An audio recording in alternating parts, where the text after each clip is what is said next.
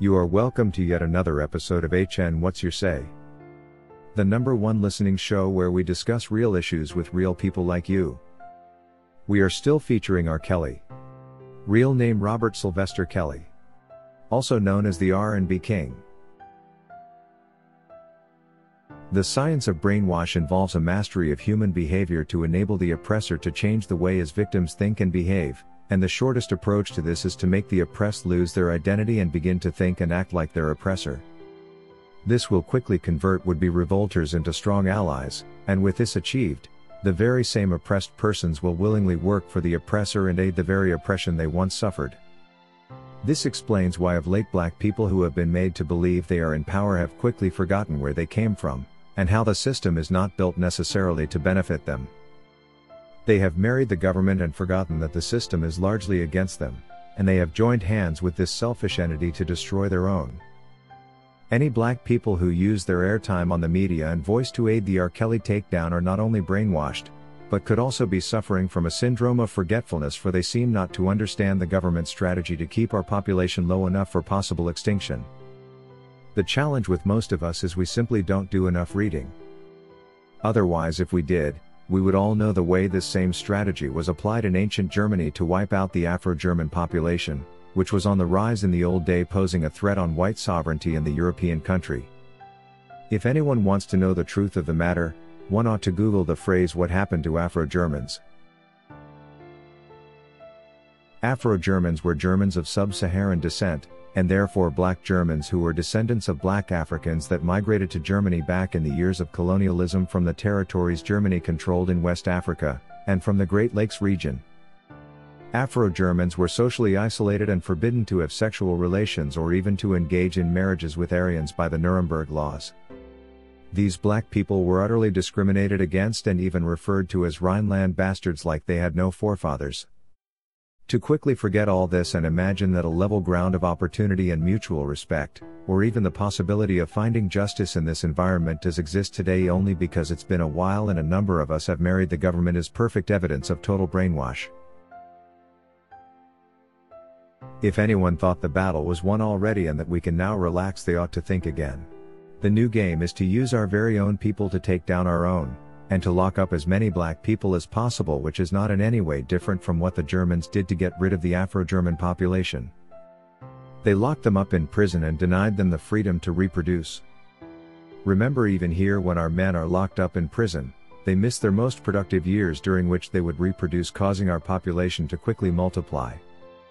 We are being driven towards our own extinction, and sadly, many of us are supportive of this agenda. Like we have mentioned in some of our past video releases, when our successful icons who would inspire the young black communities are locked up in prison, many who would have followed in their footsteps are left without a role model, and this limits our chance to excel in life as a whole. Also, the transition of generational wealth is halted, raising poverty levels among the black communities, which deprives us the opportunity to influence national policies. And it's not only the celebrities in prison. It's on record that much as our population still accounts for only 12.6% of the entire American populace, the black people account for the lion's share of Americans rotting in prisons at 32%. A simple interpretation could indicate that U.S. prisons are built for the black people.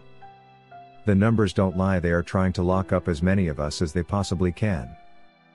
The target must be to reduce our population count to representing only 1% or less, like the current Afro-Germans who are steadily at 1% year in year out.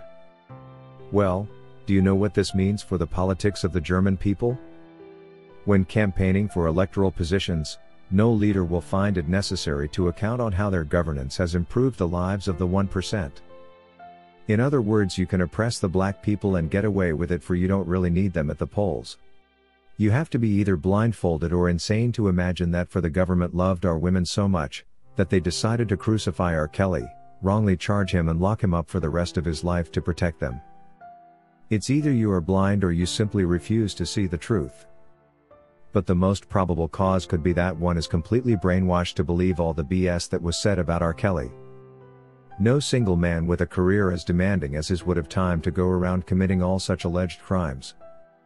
And even more, new discoveries have shown that he was simply a victim of prejudice, and that the government broke the laws multiple times during their attempt to incriminate him.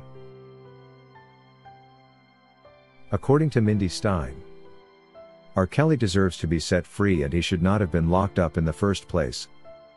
He has been in prison for way too long, and we who know the truth believe it's time up for the government, and the DOJ ought to make the right decision. All this nonsense and lies of he did this and that should stop. R. Kelly surely deserves to get his life back on track.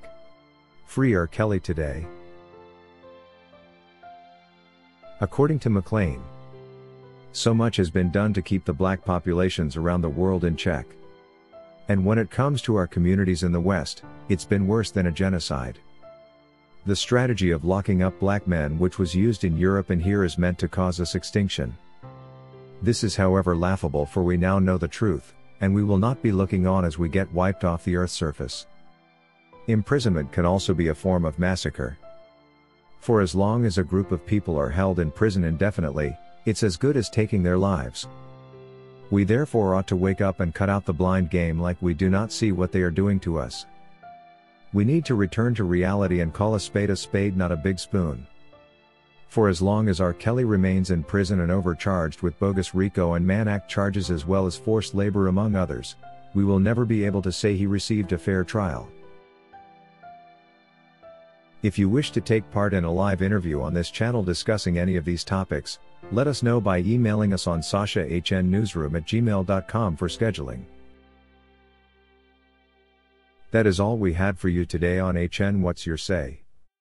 To keep updated whenever we post a new video, subscribe to this channel now. Also remember to hit the bell icon and enable notifications. And feel free to share your opinions with us in the comment section below, and let us know if you would like us to publish your views in our next release. We value all our subscribers' opinions.